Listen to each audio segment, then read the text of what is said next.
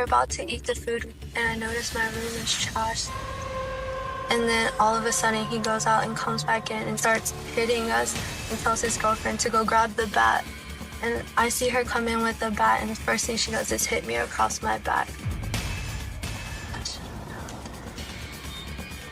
was acting very different today. He was acting calm, rather than like he has anger issues, I would say. What about this chick? She was very calm. She didn't act like anything out of the ordinary.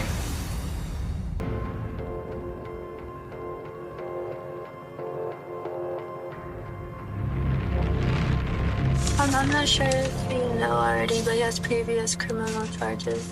And my mom's still paying his bail right now. What were they for? Going into vehicles and taking people's things. I think anytime there's the concept of an unprovoked attack, the idea of unpredictable violence is something that's very unsettling for anybody. The fact that this attack appeared to be out of the blue and unprovoked is by itself very worrisome. When you add the layer that he's already got charges, he's got a history of criminality, that's what brings the question of psychopathy into it. Often individuals would start out with lower level crimes and then graduate, as it were, to more severe things, including an escalation of violence.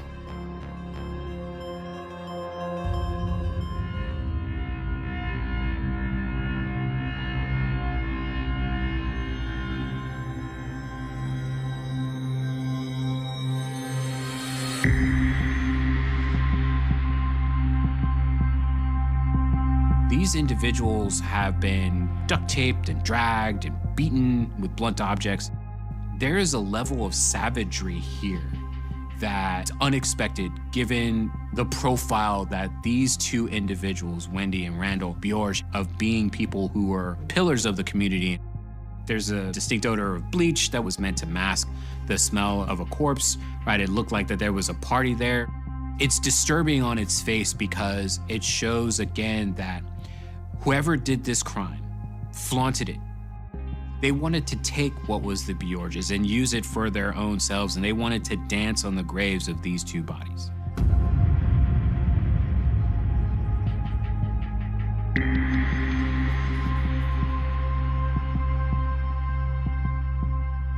On Saturday, police found the bodies of the grandparents inside their furlong run home. A short time later, authorities were finally able to track down Bjorg and Ryder. Police say the two tried to kill themselves as a SWAT team surrounded them.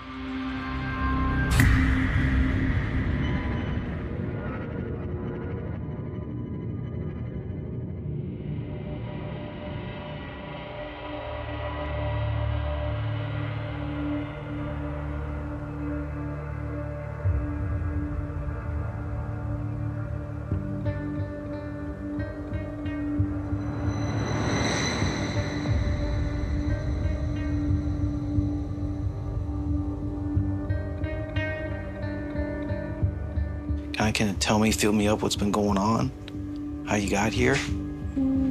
Like, there's just a lot of tension between, me and my grandparents. Like, I couldn't take it anymore.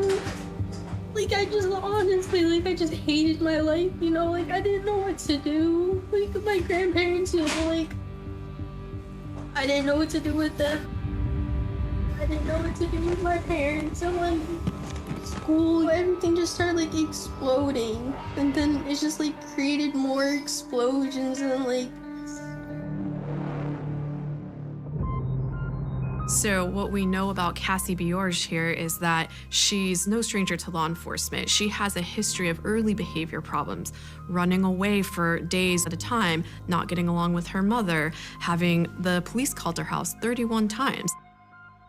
She's describing her woes in life, her troubles, her challenges. And I think that's because she's setting the stage for a possible excuse of why this all happened.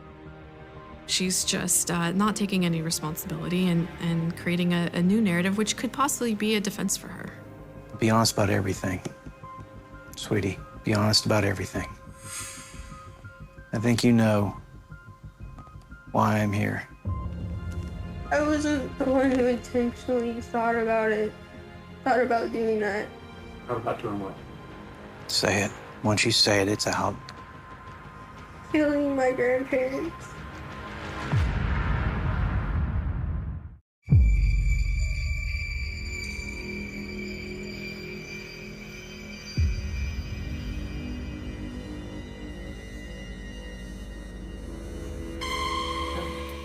You willing to talk about, I guess?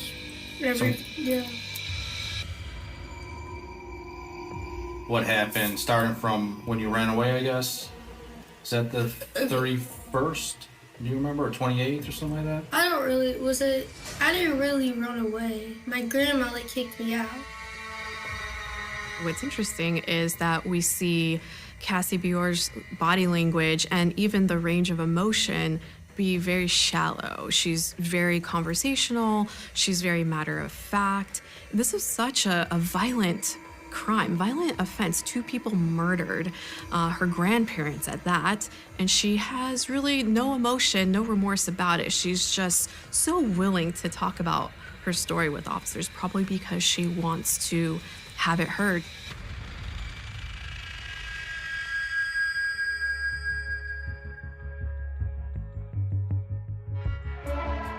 So so I guess when do you decide to go back to your grandparents' house in the middle of the night? We went to Peace Ridge Park and we talked about it. At first, it wasn't my idea at first. Mm-hmm. How did you even get, I guess, what was said? How did you even bring up? What was the context? He first asked me, "Are you afraid to die?" And I said no. And then I asked him, "Are you afraid to die?" And he said no. And he was just talking about how we could run away together, that kind of dream. And he asked me, he was like, "Would you kill your grandparents?" It's it started getting really bad, I got a charge from him. They didn't look at me the same anymore. I think what happens here is you see on full display the disconnect that Cassie has with understanding how much of a problem her behavior has been and taking any responsibility for that. Instead, how she perceives all of these mishaps is that she's been rejected by her grandparents. She's the victim here. Probably because her ego can't, handle the fact that she did wrong. So we decided to go around midnight or 1:30 because my grandma normally went to sleep around 11:30, 12. What would you guys do next? How'd you move up to the house? The back deck. Did you guys have anything in your hands, or you just Yeah, hit a tire to fix iron. it? It was a tire iron. And Johnny just used his fist, and he brought a black book bag that had duct tape in it, and it had the tire iron in it, and it had gloves in it, because we were also wearing gloves too. I go upstairs, he goes into my grandpa's room, and then I go into my grandma's room. He started going at it, and then, I could hear my grandpa just yelling, them fighting, and then I started getting the rush, and then, that's when I started hitting my grandma in the head. So you took the tire iron, is it just... I started just beating her head with it. The back of the head? Yeah. And I already had duct tape, and then, Johnny's doing his thing. And, I stopped hearing Johnny doing whatever. And so he comes in the room with me and my grandma, and, he helps me, tie up my grandma with the duct tape. And I got her hands, I got her whole head, and then I got her ankles. We kind of wrapped the duct tape around her head-ish. So, and then that was it. There's an eerie feeling that you get when you listen to her describe this act, because it's cold, it's detached, it's calculated. She is feeding off of the emotional state that she is experiencing. She is enjoying it. She's literally having a good time doing this. And then I dragged her into my grandpa's room, and then Johnny asked me to go get some knives. So I got some knives from downstairs in the kitchen, and I got 3 like, big butcher knives. And then that's when he started like stabbing my grandpa, because then I went back upstairs because I dragged my grandma into my grandpa's room, so they were both in there. So we just brought her into the bathroom. And then, yeah. And then Johnny slit her throat too. And I actually hit her in the back of the head with the tire iron. Well, not the back of the head, but like right where your spine is. Because he was telling me, he was like, if you hit right there, like just one like good hit, you can just knock the person out and then they'll be dead. It was kind of creepy because she was like scared to die. Like she herself, repeating herself. How did she? It was kind of gross. Part of the narcissistic traits that are very prominent here is Cassie dehumanizing her grandmother. You know, she makes the comment, it's so gross that she peed herself. And it's like, well, she was in fear, you were beating her to death, and we're not seeing any sort of remorse or empathy for that. We're just seeing Cassie being self-centered. It's about me. I was grossed out. And yeah, then we left. When you guys left, where'd you guys go to? We went over to like Kroger or Publix to go get something to eat, and then we went back to the house. So we just kind of like chilled there. We were kind of like in and out of the house for a couple days. It was just me and him. I mean, I told my friends that my grandparents went on a vacation for like 2 weeks. Let me ask you a question. You killed Grandma and Grandpa with Johnny. Johnny, you said, glues and what we know to be cocks the doors.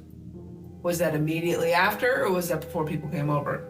It was before people came over. I even poured bleach on them before he did that to the door. And that was because it smelled and you were having people over. We weren't intending to have any people over. We only had Sunshine and Alex come over just that one day because we were like, you know, it was only a couple days after, so we thought it was gonna be okay. Like, it didn't smell in the house. She's offended that people are not understanding that it's perfectly plausible in her mind that to caulk the doors and to invite people over and to take Snapchat videos, all of this stuff makes sense to her. There's an element of fantasy life being played here, but the fantasy life is not her and Ryder being together and having a house. The fantasy is her not having any authority, imposing its will onto what she wants to do. How come you guys didn't stay? Well, because, so the reason why we stayed in town was because the plan was we were gonna get both of our families. But first we got my grandparents. Then that's why we went over to Johnny's house and we attacked his sister and her boyfriend because he wanted to kill his family. So that's like, we stayed in town for a couple days because, you know, we wanted to get some money, we wanted to get ready to leave. Were you waiting on them to get home? Yeah, that was Johnny's idea because then that's the reason why he asked me if I wanted to kill my grandparents because he wanted to already kill his family. He was like, to be Bonnie and Clyde. So that? Yeah, I was like, okay. In their dreams, they want to be Bonnie and Clyde. But these two, all they really want is to have the freedom and authority that their parents and grandparents are just trying to take away from them. She's just wanting to be reductive in how she's approaching her criminality. And because it's coming as a partnership, the element is Bonnie and Clyde, because there really isn't anything other that she could use. Or what, you know, how are you feeling right now? I'm not in your shoes, you With know? my grandparents? Yeah. I mean, I feel terrible. I mean, I feel like the worst person on the planet, but at the same time, it was kind of just like, I don't know. I mean, I feel heartbroken because, you know, like, there was so much stuff going on between me and my grandparents already. Like, I couldn't handle it anymore. When you heard Johnny attacking Grandpa, you said you got a rush. Yeah, like, you know, like, it's, you know, gonna happen. There's no going back. I had, like, this, like, kind of like this rush where I was like, okay, like, I'm ready to do this, you know? I gotta do this, you know? Like, I gotta do what I gotta do. Compared to being in depth, these feelings are absolutely superficial. But even beyond being superficial, they're not her own. You know, they're her imagination of what she's supposed to feel like. And certainly she is very much focused on, as psychopaths tend to be, on herself and her own needs. There's no emotion behind it. She's sort of choosing the words that she kind of quickly in the moment is sort of figuring out, like, how am I, oh, they're asking me this for a reason. Oh, right, this is how I'm supposed to be feeling. Did Johnny have a similar relationship with his family, or was his more of a beneficiary kind of thing? He wanted their money and... Well, the way I saw their relationship was, his mom, you know, would get on him a lot, saying, you know, like, you're not doing anything with your life, and blah, blah, blah. When he had, like, he just got out of jail, he had 2 jobs, he was back in school. For Cassie Bjorge and Johnny Ryder, I think this is a case where love does not conquer all. They don't care about what other people are trying to instill in them. They'll always buck control. They'll always view authority as being something negative. And then with these two in particular, I think we have an element of fire and ice. With Johnny Ryder being this fuel, this fire that really propels violence. And then we have this ice of Bjorge, where not that she's calculated, but that there's an element of coldness. There's an element of distantness. There's an element of she's willing to do whatever she wants to whomever she wants. And she will use her weapon, Johnny, however it is that she sees fit. Okay, let me ask you this then. You literally have showed no emotion towards your grandparents. It only seems that you're sorry you got caught, that you had people over after. You don't seem to be sorry that you killed your grandparents. I am. I'm just letting you know. I'm just letting you know. So the most jarring thing about this whole interview with Bjorge is that never did she show any ounce of remorse. Very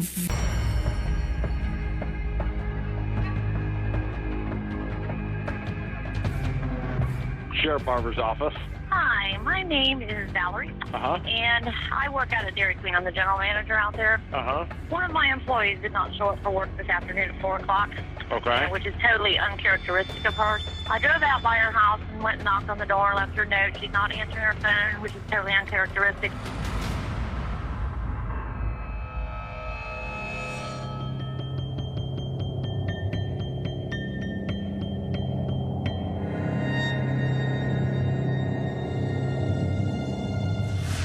This is Deputy Sully. I can help you.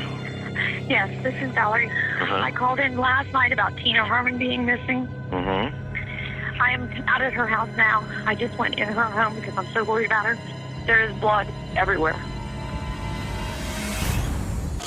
2 women and 2 children are reported missing as Knox County Sheriff's Office say they found blood inside this home. While it's yet to be determined whose blood was found, investigators say Tina Herman has seemingly vanished, along with her 2 children, 13-year-old Sarah and 11-year-old Cody, along with a family friend, Stephanie Sprang.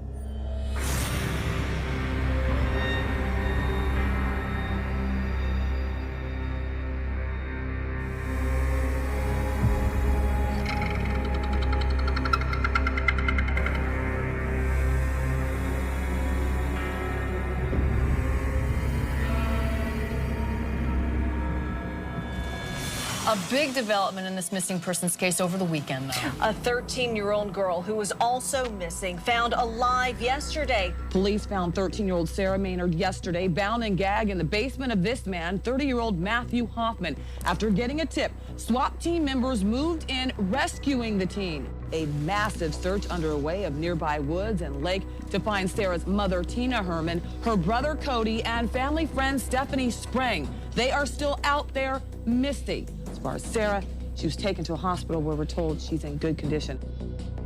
They enter Matthew Hoffman's home and they find something that's incredibly unusual. There are piles of leaves that go upwards of 3 feet high throughout the house.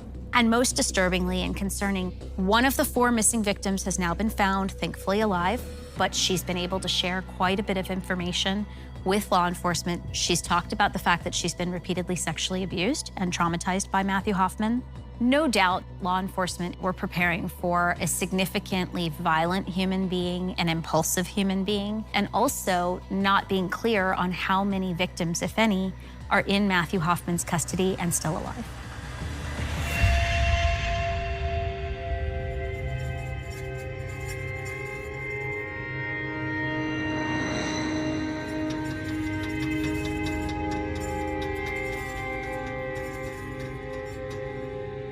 We gotta get this cleared up, man.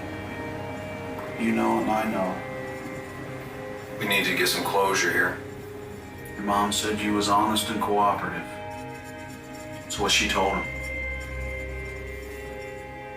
You got a lot of people that are concerned and worried and missing people.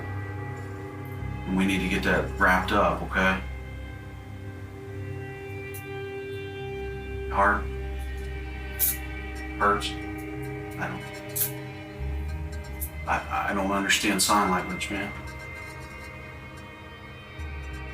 Is that your heart? You're saying heart? Broken. Your heart's broken? I think his communication style is his particular flavor of control. As psychopaths often do, he's trying to control the narrative and kind of tell his story. According to reports, we know that he had recently lost his job as a tree trimmer and that his girlfriend had broken up with him, at least in part, because he had gotten violent with her.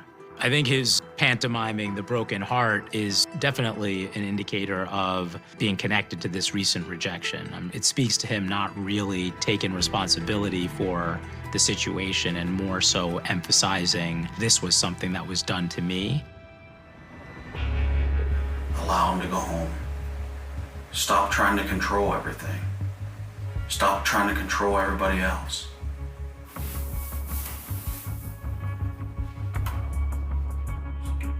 Well, you know what? You want to play this little game, act like a hard ass, okay? So, I think Matt's got some control issues.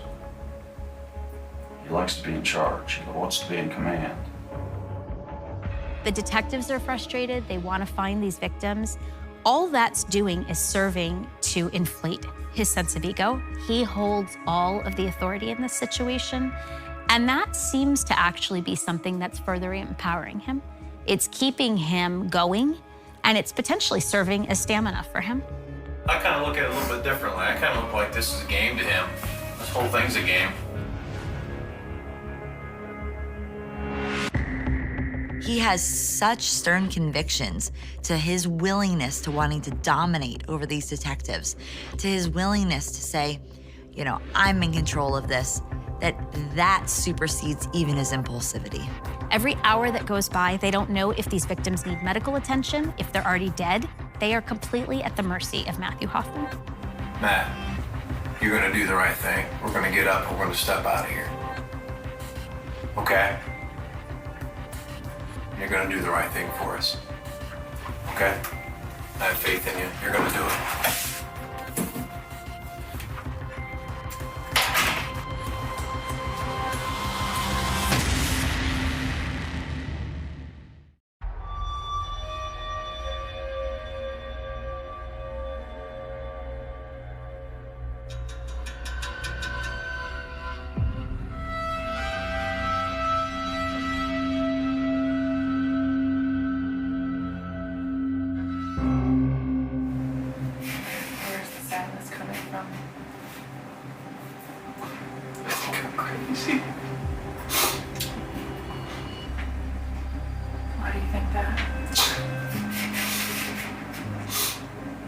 I must have done something bad. I wouldn't be here if I didn't. Any individual, sort of psychopathic or not, it's sometimes in their best interest to leave open the idea that perhaps there was an aspect of mental illness at play here. He's clearly aware what people are suspecting him of, but it's like he's doing all he can to distance himself from every aspect of it. So did you go to Quantico? I did. Was that just training? Yeah, I was there about 4 months. That's what you have to graduate from to get in. Have you ever been there? I bet your parents are proud. So you really didn't look up my history? I didn't. Honestly, I would tell you. And you really weren't doing your job very well. He feels brazen and confident enough to challenge her credentials. He's disrespectful, and that's where you see his narcissism starting to come out. Now it starts to lend a little more weight to the fact that this selective mutism is... First prison time. I guess I burned down a condo.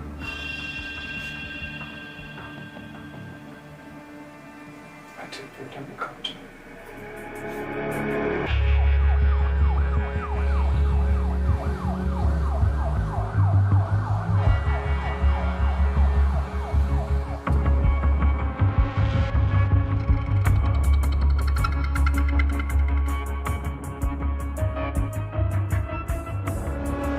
Maybe the plan to go to Colorado and ski was that whatever lack of feeling or emptiness he was experiencing. This is somebody who's showing an escalating need for impulsive, thrill-seeking behavior. He needs more and more to get that high. So then he decides to turn his attention to thrill-seeking that's criminal behavior. Thanks for being so nice. I'm not really sure what your angle is. You're from the FBI, you're not some counselor. So I don't really know what you're getting at. I don't really have anything to say. I have to just deal with it. If we could talk about it, more memories would come, that kind of a fear? Or... I must have done something. I'm afraid that what they're saying is true and that I'm some sort of monster. I don't think you're a monster at all. I can't hurt people.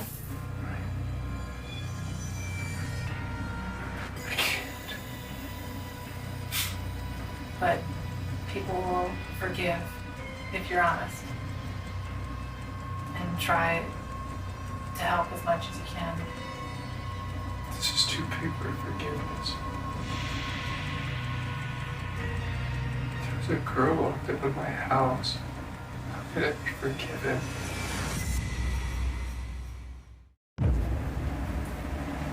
How did you come to have Sarah at your house?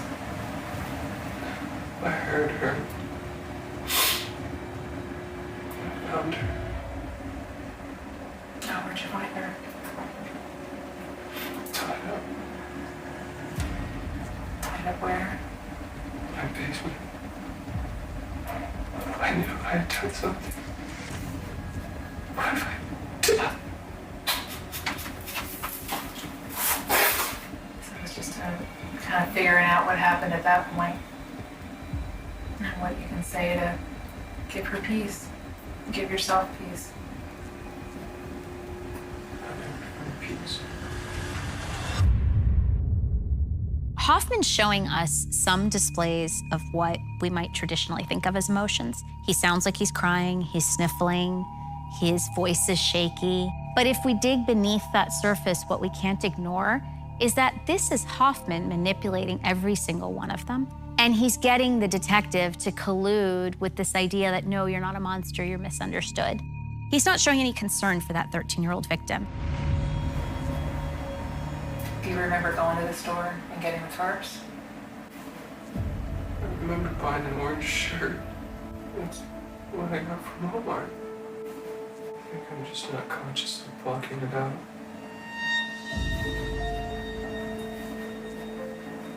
Tina's friend that was there has 3 children. Oldest son, a daughter in the middle, and a younger son that's 9. They want to know where their mom is. It's called closure. Mm-hmm. I agree that closure is good. I can't give it to him. I want to know what happened. But I'm afraid to know what happened. I really want to go back to my cell. As soon as this FBI agent turns the conversation from being about Matthew's emotions and pushes him a bit about giving some information that could be useful in the investigation, he needs to literally leave the room, go back, think of his next batch of lies or how he's gonna handle it, and then essentially decide from there, okay, what am I gonna do next?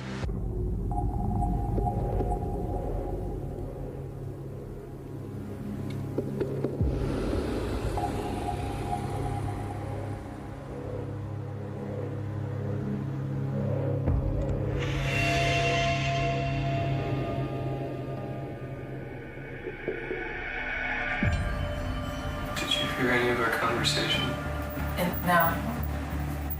What Matthew wanted to do was, he said that this dream had revealed to him where the bodies were, and that he knew it all, and he's willing to give it up. Mm-hmm. What he wanted to do was, he wanted to write it to some lawyer he might obtain, and then have us go out on a trip to show him where it was, Mm-hmm. and then try and escape and have us shoot and kill him.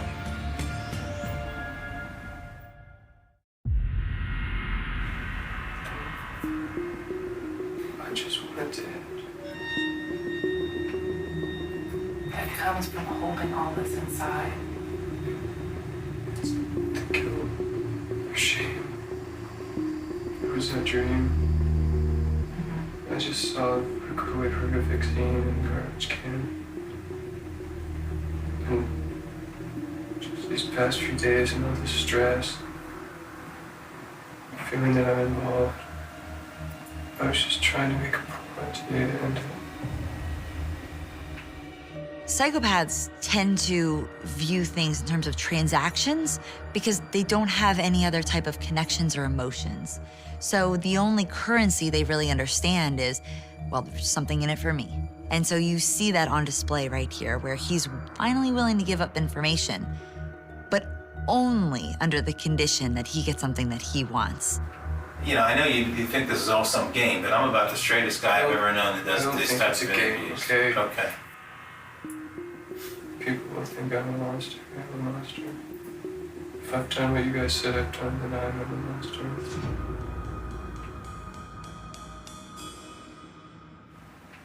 I'm gonna interrupt for a second because I have some information now. They're telling me that they are pushing and, well, they're pushing, the prosecutors are pushing to have you come and have a hearing, and this is it.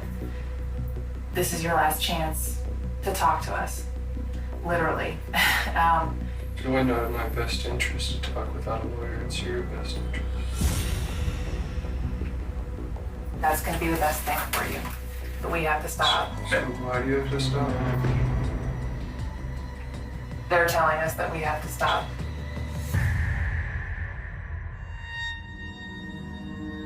You know.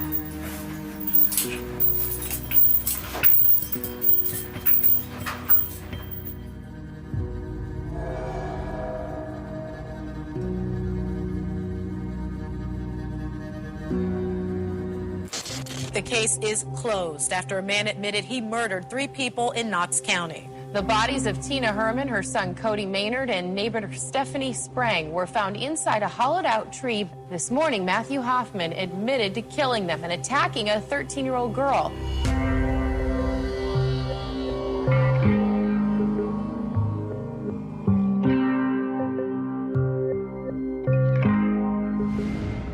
I did not plan for any of this to happen. I did not want to kill anyone. And I just tried to knock the first woman out so that I'd be able to escape. This was not working, and a second woman showed up, and things quickly spiraled out of control. It kept escalating, and I was panicking. I only chose to process the bodies to make their disposal easier. I instantly stabbed the boy, at best a couple times.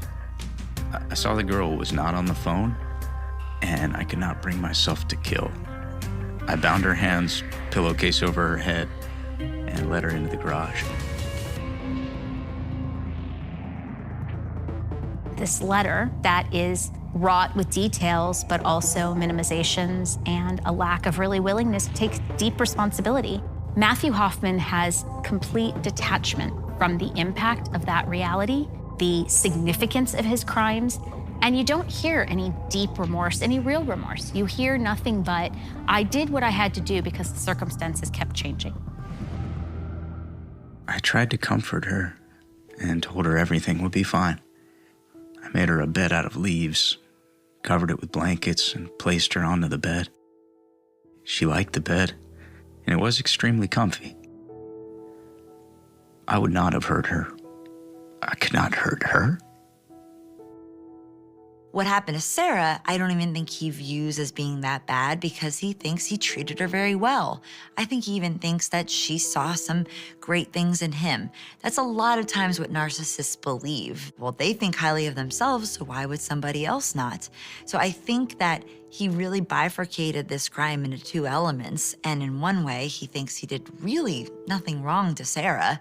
And for what he did to her family, well, so be it.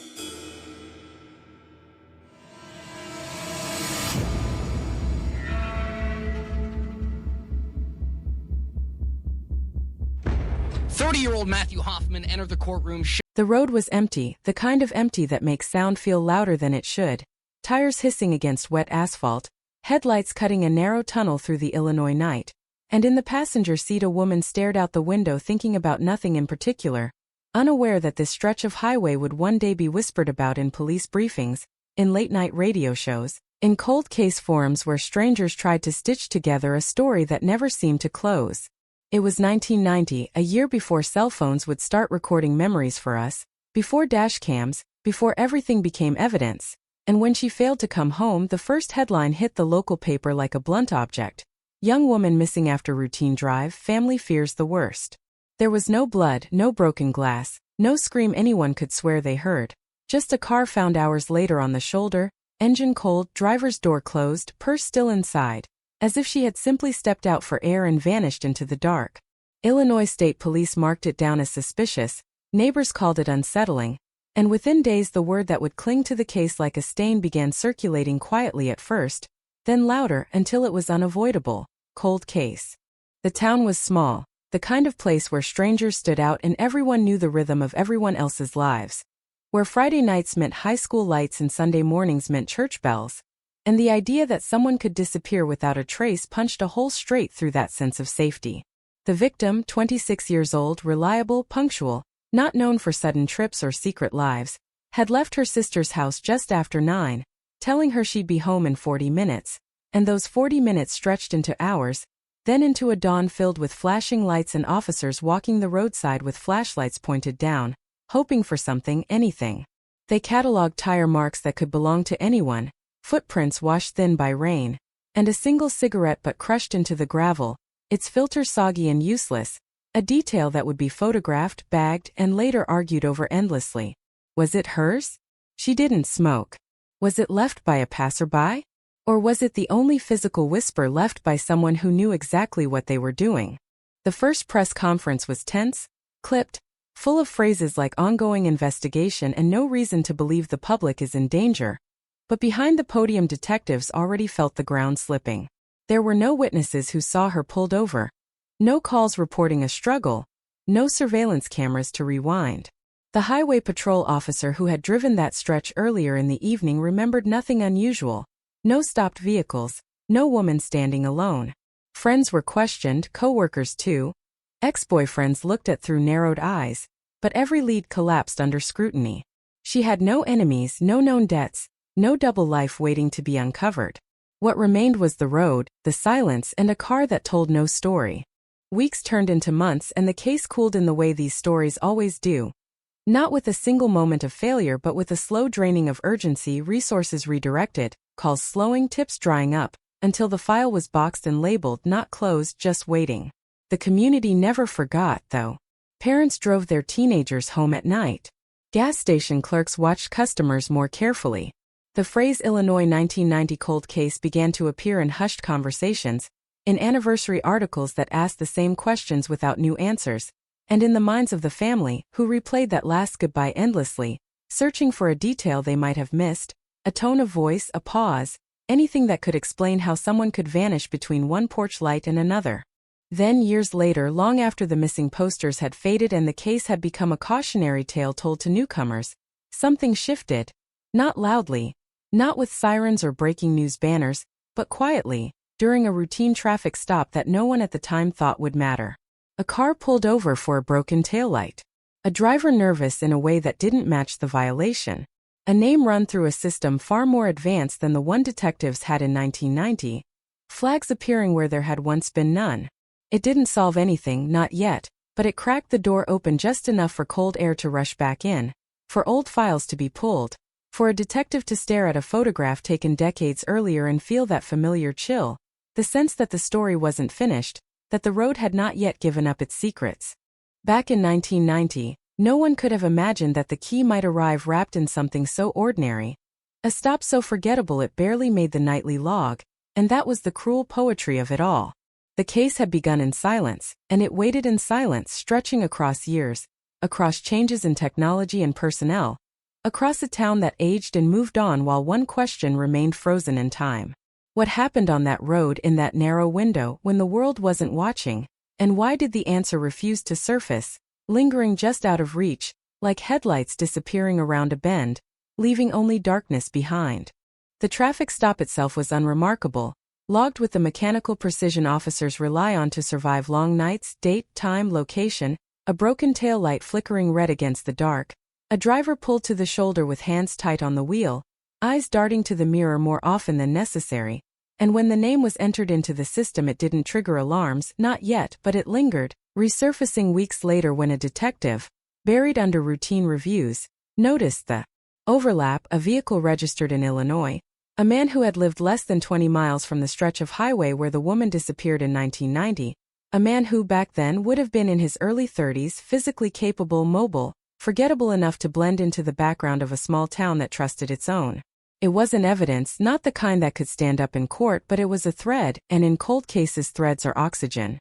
The old file was opened again, pages yellowed, photographs curling at the edges, and suddenly the past was no longer distant.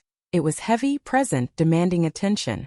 Detectives retraced the timeline with fresh eyes, noting details that once seemed insignificant, the exact minute she left her sister's house, the route she usually took, the alternate road she might have chosen if traffic was heavy or if she simply felt like driving a little longer that night.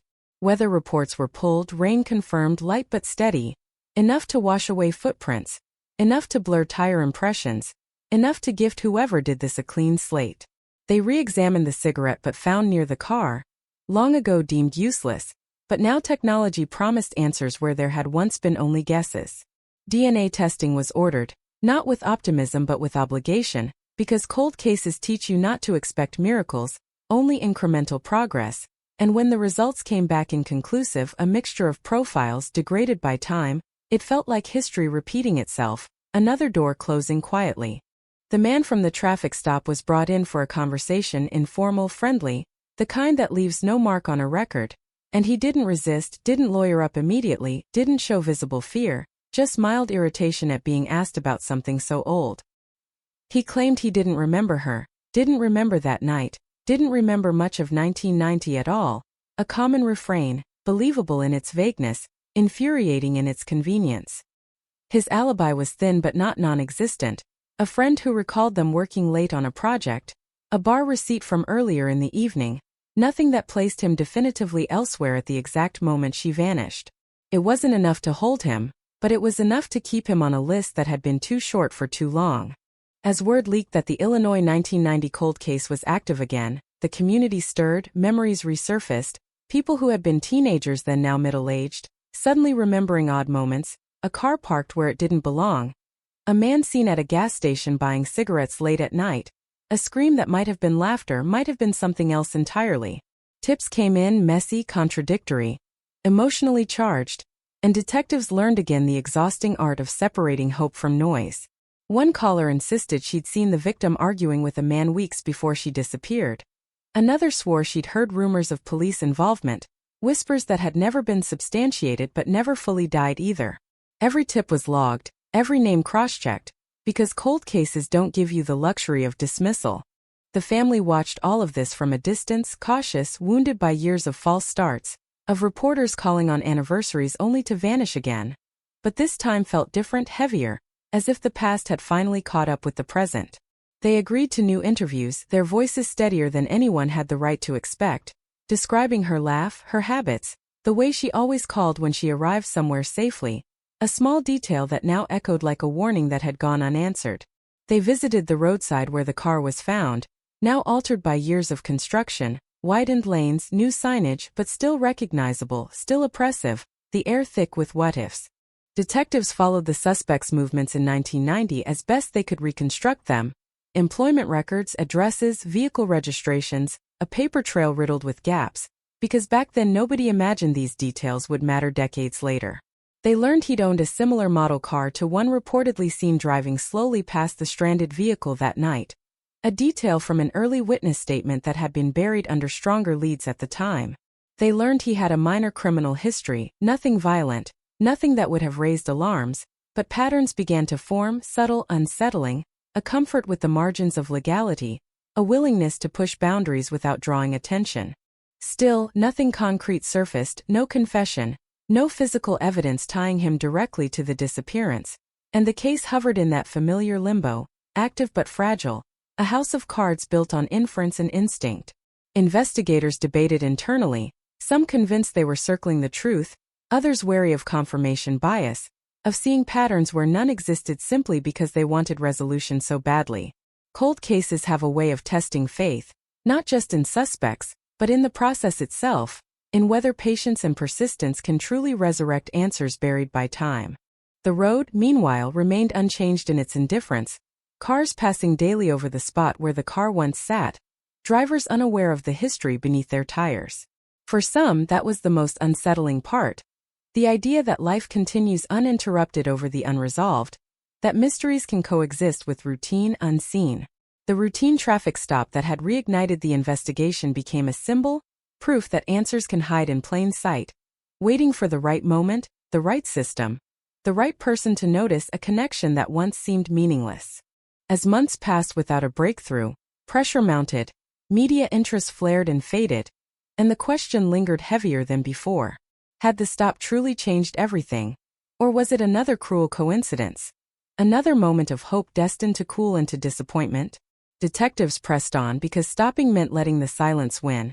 And for the woman who never made it home, for a family frozen in that 40-minute gap, silence was the one thing they refused to accept.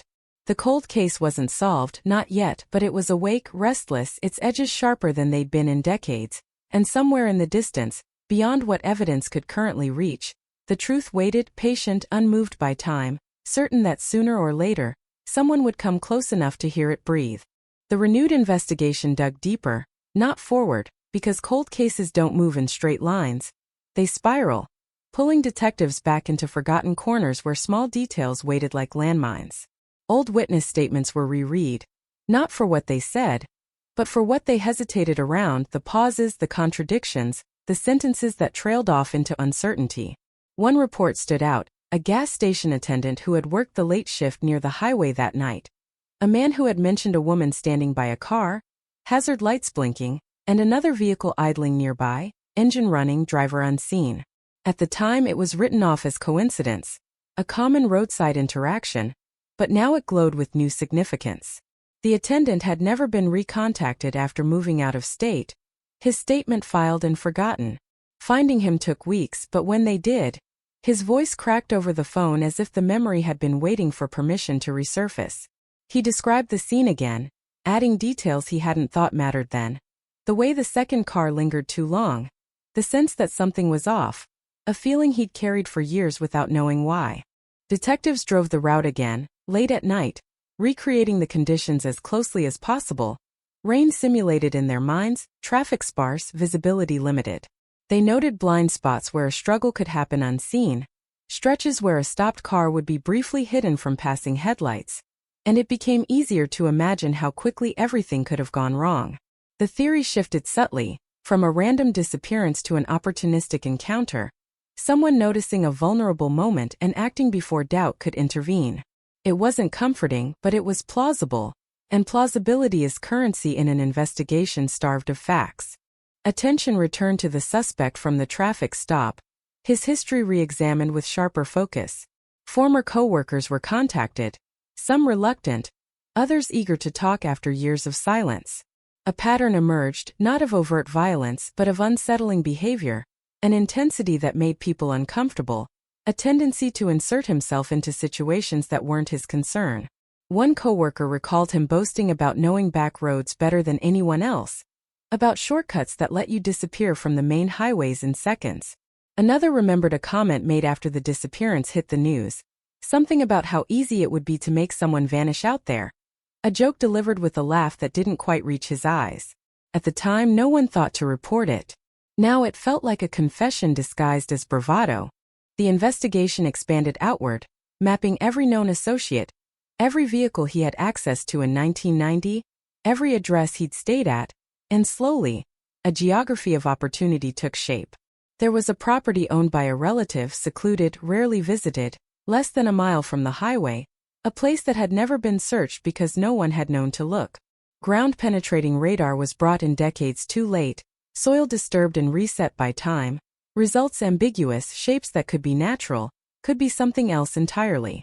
Excavation was debated, budgets argued over, hopes rising and falling with each technical report.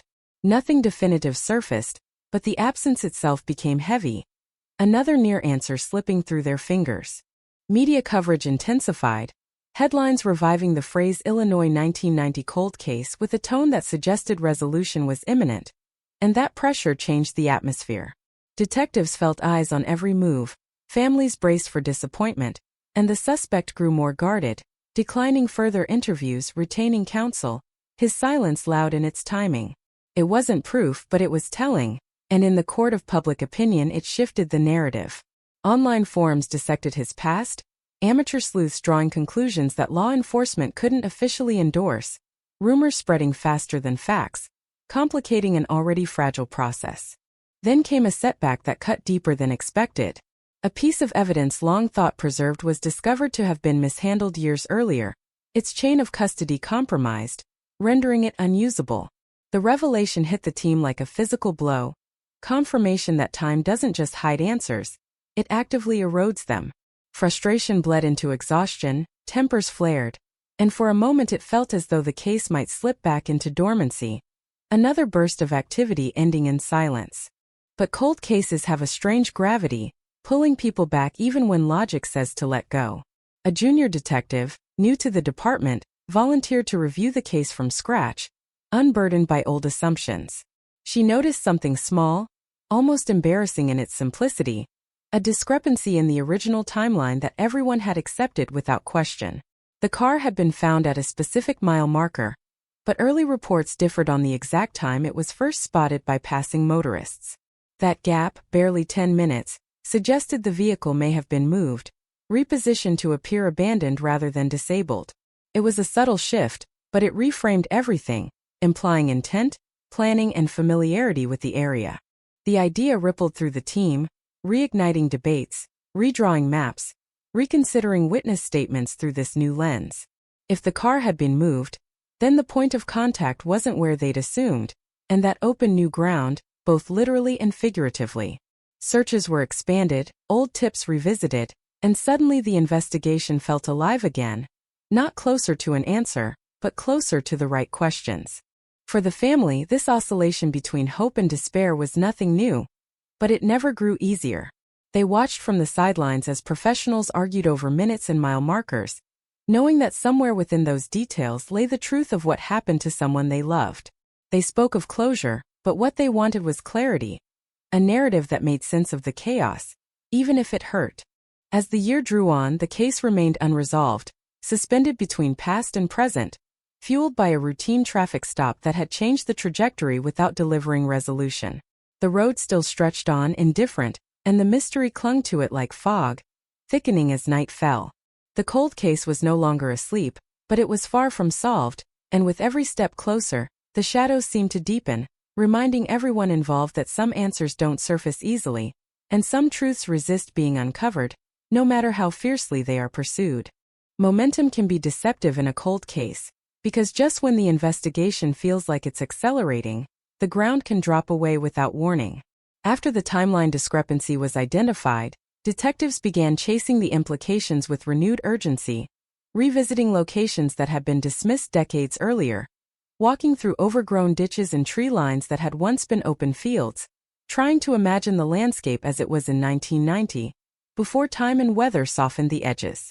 They found nothing conclusive, but they found traces of possibility, paths that led away from the highway, places where a car could briefly stop without being seen, places where someone who knew the area could operate confidently. Each location was logged, photographed, debated, and then added to a growing mental map that felt increasingly deliberate, as if the disappearance had not been an accident of chance but a sequence of choices. The suspect's behavior changed as pressure mounted, subtle shifts that detectives recognized instantly, missed appointments, carefully worded statements through his attorney, a sudden reluctance to discuss his past in any detail. Surveillance was limited by law and resources, but what they could observe suggested a man growing more inward, more guarded, as if the past he claimed not to remember was pressing in on him from all sides. Friends noticed it too: a short temper, a preoccupation with news coverage, an unusual interest in how cold cases were prosecuted, what constituted enough evidence after so many years. None of it crossed the line into illegality, but all of it fed the sense that the investigation was circling something real. A breakthrough seemed possible when a former acquaintance came forward, someone who had drifted on the edges of the suspect's life in the early 90s. He described a late-night conversation years ago, fueled by alcohol and bravado, where the suspect had spoken about a woman who shouldn't have been there, about how people make mistakes on lonely roads, about how the world keeps moving no matter what you do. The witness hadn't understood the weight of those words at the time, but hearing about the reopened Illinois 1990 cold case had snapped them into focus. His statement was detailed, emotional, and ultimately devastating in its ambiguity, compelling enough to deepen suspicion, but still not enough to transform belief into proof. Investigators attempted a more confrontational interview, laying out inconsistencies, presenting the reframed timeline, watching closely for reactions.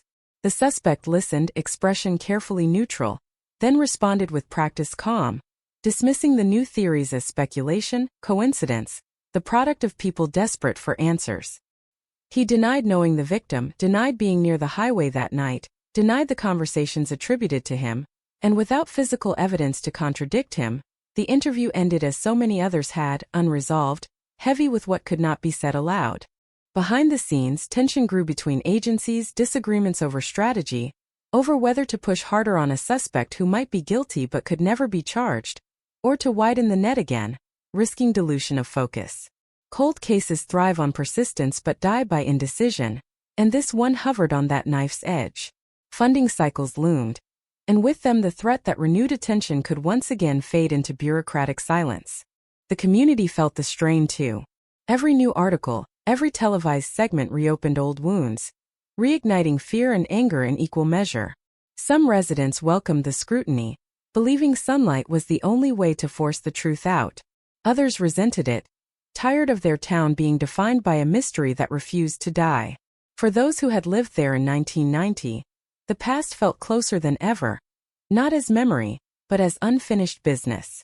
The family remained the quiet center of the storm, absorbing each development with cautious hope, their lives structured around waiting, around phone calls that might change everything or change nothing at all. They spoke about forgiveness in abstract terms, about justice in careful ones, because after decades of not knowing, certainty itself had become the most precious commodity.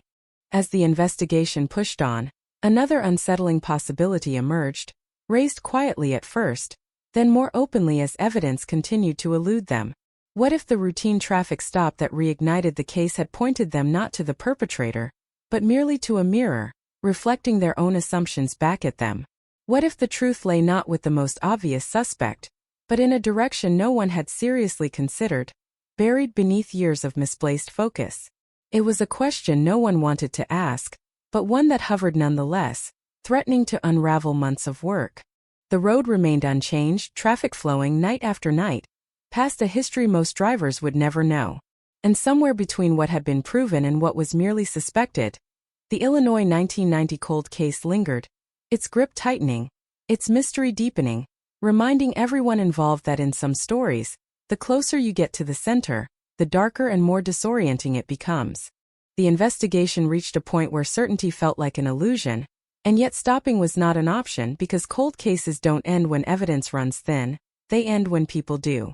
Detectives widened their scope again, not out of desperation but out of necessity, returning to the uncomfortable truth that the highway was not a closed system, that anyone passing through that night could have intersected with the victim's final moments. Truck logs were requested, old shipping records unearthed, names of drivers who regularly used that route in 1990, compared against criminal databases that didn't even exist when the disappearance first happened. It was slow, grinding work, the kind that produces more questions than answers, but it also stripped away assumptions that had calcified over time. One name surfaced briefly, then vanished back into obscurity, a long-haul driver questioned in the early days, cleared due to lack of evidence, but now flagged again because of a violent offense committed years later in another state. The connection was tenuous, circumstantial, but chilling in its implications. Detectives tracked him down, now older, health-failing, memory-selective. He admitted to driving that route frequently, admitted to stopping for cigarettes at the same gas station mentioned in the old report, but denied any interaction with the victim. His story wavered under pressure, details shifting subtly, but nothing contradicted him strongly enough to justify charges. Another door closed, quietly, leaving behind only the echo of what might have been. Technology offered small mercies and cruel reminders in equal measure. Databases cross-reference fingerprints from unrelated arrests, facial recognition scanned decades-old photographs, algorithms search for patterns humans might miss. Every match that came back negative felt like a loss, not because it ruled someone out, but because it reinforced how completely the crime had slipped through the cracks of its time. In 1990, chance favored those who acted quickly and anonymously, and the system had not yet learned how to chase ghosts. The suspect tied to the traffic stop remained a gravitational center, whether investigators liked it or not. Financial records from the early 90s were incomplete, but one anomaly stood out: a cash purchase made shortly after the disappearance, a used vehicle sold and replaced with another similar but cleaner, newer. It could have been coincidence, a mundane life decision, but in context it gnawed at the edges of belief. Detectives reconstructed his movements again, overlaying them with the revised timeline, and the picture that emerged was unsettling, not because it was clear, but because it was plausible enough to be dangerous. Public opinion hardened, split between those convinced the answer was finally in sight, and those who believed the case had become a projection screen for collective fear. Online discussions grew darker, more accusatory, names thrown around with little regard for due process, reminding investigators why they moved carefully, why suspicion without proof could destroy lives without delivering justice. The family watched this unfold with quiet horror, knowing that speculation could never replace truth, but also knowing that without pressure, cold cases often froze completely. A former detective from the original investigation came forward, now retired, carrying decades of regret. He spoke candidly about mistakes made, about leads not followed aggressively enough, about a sense even then that something had been missed in the first 48 hours. He described the exhaustion, the limited tools, the weight of multiple cases competing for attention, and his words reframed the past not as negligence, but as a system overwhelmed by its own limitations. His testimony didn't solve anything, but it humanized the failure, making it harder to dismiss the case as simply unlucky. As the reopened investigation stretched on, the emotional toll deepened. Detectives spoke privately about burnout, about the unique cruelty of chasing answers that might no longer exist. Yet something held them there, an undercurrent of belief that the routine traffic stop had not been meaningless, that it had cracked the surface of a truth waiting to be exposed. Cold cases survive on that belief, fragile but stubborn, refusing to let go even when reason suggests they should. The highway continued to play its role as silent witness, absorbing the sound of passing engines, offering nothing back. Every night, headlights traced the same path the victim had taken, and for a moment in the blur of motion, it was easy to imagine her car still there, hazards blinking, time paused. That image haunted the investigation, a reminder of the ordinary moment that had become extraordinary, of how quickly routine can turn irreversible. By the end of the year, the Illinois 1990 cold case stood at a crossroads, energized but unresolved, richer in theories than facts, heavier with emotion than ever before. The routine traffic stop had changed everything and nothing at the same time, reopening wounds, igniting hope, and exposing just how elusive the truth could be when it chose to hide. And as the investigation pressed forward into uncertainty, one reality remained unavoidable. Someone, somewhere, knew exactly what happened on that road, and every day that passed without an answer only deepened the shadow they had left behind.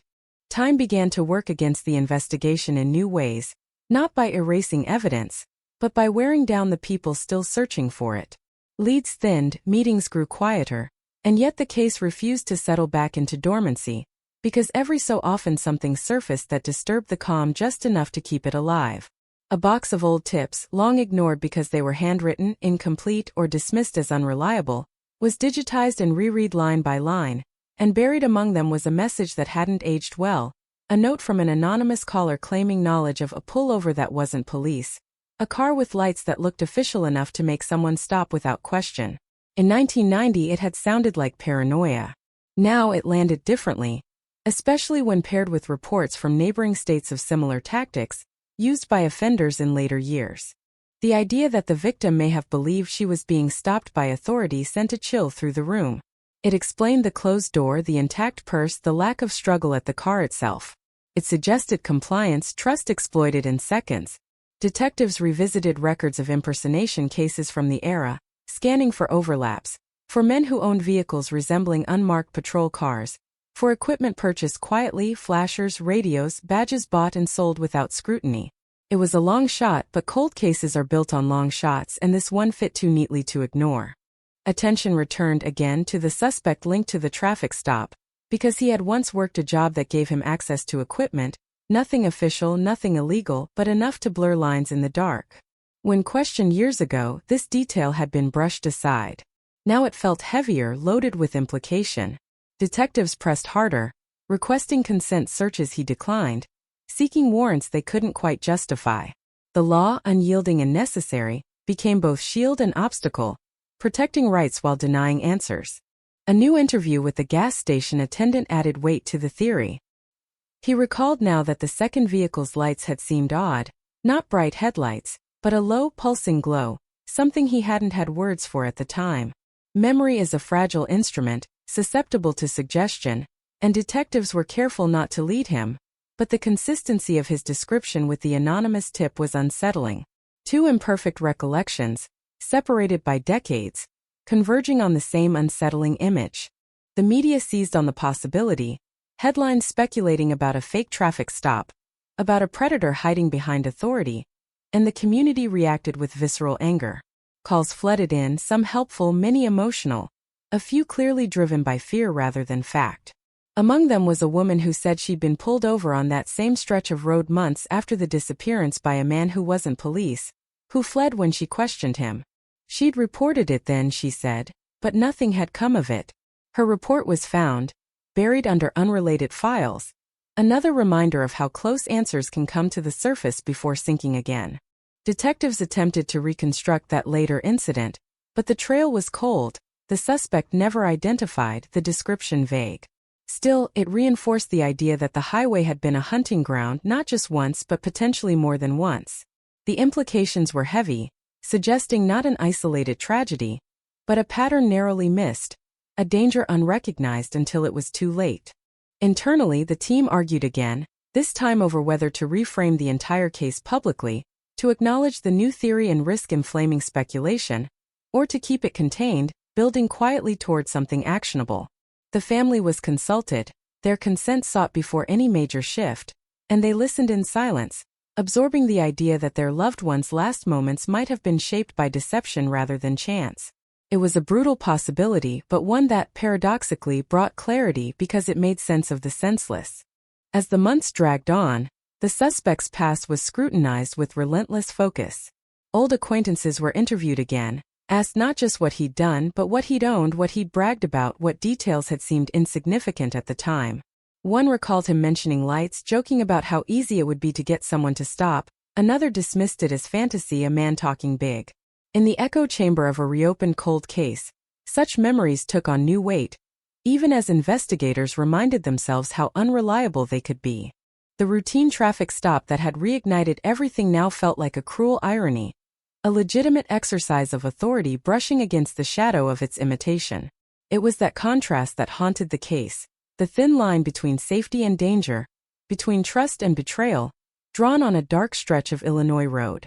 And still no arrest came, no confession, no piece of evidence solid enough to anchor the story. As winter closed in, the investigation entered a quieter phase, not inactive but inward, focused on analysis rather than action. Detectives worked late, surrounded by maps and timelines, chasing coherence in a narrative fractured by time. They knew that if the case broke, it would not be with a dramatic revelation, but with a small, stubborn fact refusing to fit anywhere else. The Illinois 1990 cold case remained unresolved, its mystery deepening rather than fading, and yet the sense that it was solvable persisted, fragile but insistent. Somewhere between what people remembered and what they wished they could forget, the truth waited, patient as the road itself, certain that sooner or later, someone would stand in exactly the right place, see exactly the right detail, and finally understand what had happened in the darkness all those years ago. The quiet phase didn't mean inactivity, it meant pressure building under the surface, the kind that makes small discoveries feel seismic. A forensic review of archived evidence was ordered one more time, not because anyone expected miracles but because technology had advanced again, and in cold cases again is everything. Items once deemed useless were re-examined with tools their original handlers could never have imagined. Fibers too small to analyze before, trace materials dismissed as contamination now scrutinized with new rigor. It was slow, expensive work and expectations were carefully managed, but when a partial profile emerged from material recovered near the vehicle, it shifted the atmosphere instantly, not a full identity, not enough for an arrest, but enough to exclude some suspects and quietly tighten the circle around others. The result didn't match the victim, didn't match known associates, and crucially, didn't match the long-haul driver who had briefly re-entered the frame. It did, however, share markers consistent with the suspect tied to the traffic stop, not definitive, not courtroom-ready, but statistically uncomfortable. Detectives argued over how much weight to give it, how easily partial matches can mislead, but no one could ignore it. The case, long defined by absence, finally had something tangible, however fragile. The suspect was approached again, this time with a different tone, less confrontation, more inevitability. Investigators spoke about time, about how the past has a way of resurfacing, about how small mistakes compound when revisited decades later. He listened, jaw tight, eyes fixed on a point beyond the room, and for a moment it seemed like something might break. Instead, he ended the interview abruptly, his attorney stepping in, the door closing on yet another near confession that existed only in imagination. Public reaction intensified as details leaked, not officially, but through the cracks that always form under pressure. Headlines hinted at forensic progress, commentators speculated, and the community oscillated between hope and dread. Some believed justice was finally imminent. Others feared a wrongful accusation built on circumstantial fragments. Cold cases attract certainty from people far removed from their complexity, and investigators felt the weight of those expectations pressing down on every decision. Behind the scenes, prosecutors were consulted, their assessments cautious, grounded in the reality of what could be proven versus what felt true. They outlined the risks, the likelihood that a jury would see doubt where investigators saw pattern, the danger of proceeding too early and losing the chance forever. It was a brutal calculus, justice weighed against finality, and no option felt clean. The family was briefed again, this time with more substance than before. The partial forensic findings explained carefully, without promises. They listened, hands clasped, eyes tired but alert, and asked the question they had learned to ask differently over the years. Not when will this be over, but how sure are you? The answer was honest, measured, unsatisfying, and yet it carried a gravity that previous updates hadn't. Something had changed, even if no one could yet say exactly what.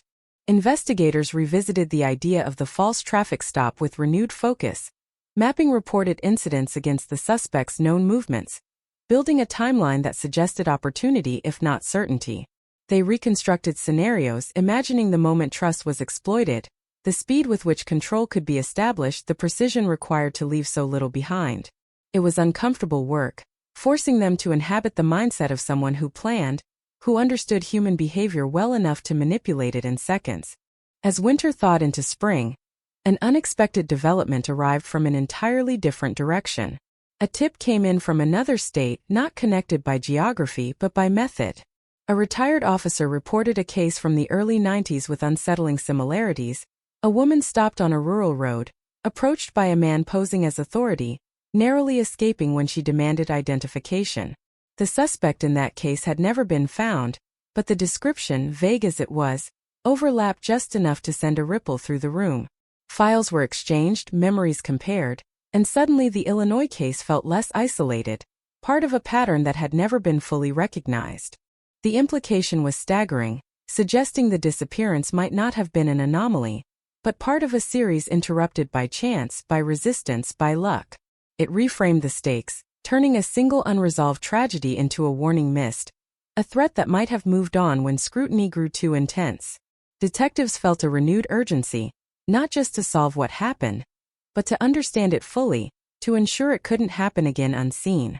Yet for all the movement, the center remained elusive.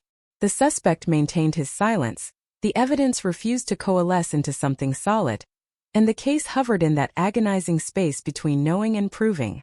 Cold cases teach patience, but they also test resolve, asking whether belief alone is enough to justify the pursuit. As nights grew longer and the highway hummed with the sound of passing cars, the mystery tightened its grip.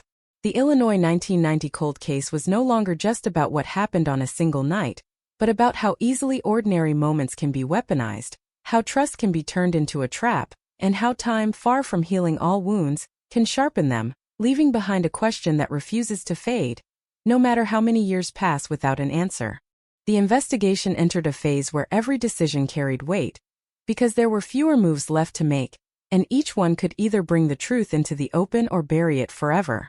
Detectives and prosecutors met behind closed doors, laying out the evidence not as a story, but as a sequence of facts, testing how it held together under the cold logic of law. The partial forensic profile, the behavioral patterns, the overlapping timelines, none of it stood alone, and together it formed a structure that felt solid from the inside but alarmingly fragile from the outside. One wrong step, one premature action, and the entire case could collapse under the scrutiny it would inevitably face. A strategic choice was made to apply pressure indirectly, to revisit people on the periphery of the suspect's life, rather than confront him again directly.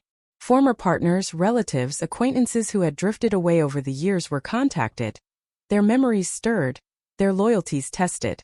Most offered nothing new, but one conversation lingered, a relative recalling an unexplained absence shortly after the disappearance, a few days where no one could reach him, where his story about where he'd been never quite lined up.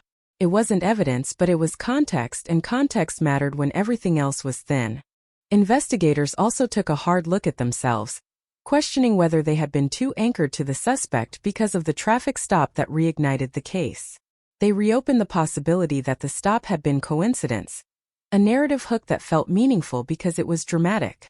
Alternative theories were explored with equal rigor, including the possibility of multiple offenders, or an encounter that escalated unexpectedly, rather than being premeditated. Each theory was stress-tested against the known facts, most collapsing under scrutiny, but the exercise itself was vital, guarding against tunnel vision. The family, long accustomed to uncertainty, sensed the shift. Updates became less frequent but more serious, conversations heavier, stripped of speculation. They understood now that if the case moved forward, it would do so decisively, and if it stalled, it might not return to this level of focus again. The waiting changed texture, less frantic, more resigned, as if they were bracing for a truth that would hurt no matter how it arrived. Media attention spiked again when rumors of a grand jury review surfaced, unconfirmed but potent. The suspect's name circulated more widely, though never officially, and the tension in the community became palpable.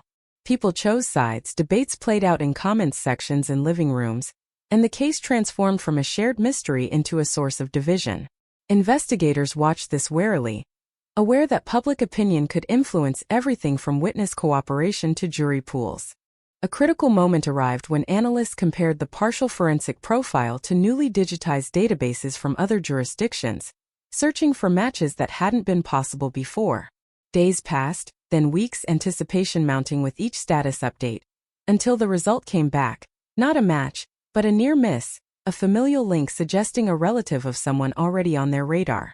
It was a fragile lead, legally complex, ethically fraught, but it opened a door that had been firmly shut. The possibility that the truth could be hiding in plain sight, connected by blood rather than behavior, shifted the investigation's center of gravity. Legal hurdles loomed immediately.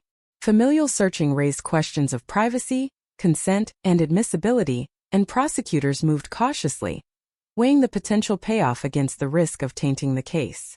Meanwhile, detectives worked quietly to map the suspect's family tree, identifying individuals who fit the age and location criteria in 1990, a process that felt invasive and necessary in equal measure. As this unfolded, an unexpected piece of information surfaced from a long-forgotten source, a maintenance worker who had been assigned to that stretch of highway years ago. He recalled with surprising clarity, seeing a car parked in an unusual spot days after the disappearance, not broken down but abandoned, and a man standing nearby who seemed more concerned with watching the road than fixing anything. He had reported it at the time, he said, but no one had followed up. His description was vague, his memory imperfect, but it added another layer to the picture, another instance of the ordinary intersecting with something darker. The cumulative effect of these developments was exhausting and electric at the same time. The case felt close and impossibly distant, defined by near answers and fragile connections. Detectives spoke less about solving it and more about understanding it, about constructing a narrative that could survive scrutiny, that honored the victim without sacrificing the integrity of the process.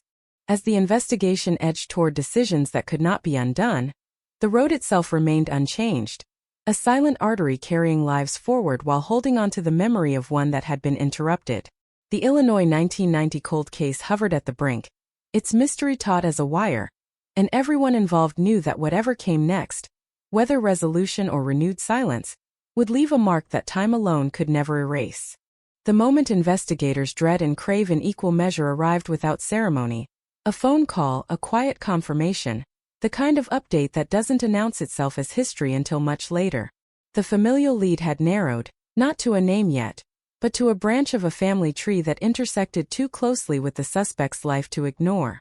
It suggested proximity, shared spaces, shared habits, shared opportunities, and it reframed the question that had haunted the case for decades. What if the person who acted that night was not a stranger, not even the man whose name dominated the file, but someone orbiting close enough to him to borrow confidence, equipment, access, and silence? Detectives tread carefully, knowing how easily a case could fracture under its own weight at this stage. They interviewed relatives under neutral pretenses, asking about routines in 1990, about vehicles, about favors exchanged, about nights when someone came home later than expected. Most conversations led nowhere, polite and forgettable, but one stood out, a sibling recalling a borrowed car that was returned hastily, cleaned more thoroughly than usual, with an excuse that didn't quite make sense even then. At the time it had been chalked up to paranoia, family dynamics amplifying small oddities. Now it felt heavier, another piece clicking into an unsettling configuration. Investigators cross-checked this recollection against registration records and maintenance logs, discovering that the vehicle in question matched a general description given by a witness decades earlier, not specific enough to identify on its own, but aligned in color, size, and era. It wasn't proof, but it tightened the narrative, shifting focus from an isolated actor to a possible network of knowledge, if not direct complicity, then willful ignorance. Cold cases often reveal not just crimes, but ecosystems that allow them to persist unchallenged. The suspect at the center of the reopened case seemed to sense the shift. His movements grew more cautious, his interactions with others more controlled. He declined interviews entirely now, communicated only through legal counsel, and avoided public places where he might encounter reporters. To investigators, it read less like the behavior of an innocent man wrongfully scrutinized, and more like someone aware that the margin for error had narrowed. Still, behavior is not evidence, and they reminded themselves of that constantly, resisting the pull of narrative satisfaction. A critical internal debate unfolded over whether to convene a grand jury, knowing the risks. Without a full forensic match or a confession, the case would rely on circumstantial layers, strong in aggregate but vulnerable individually.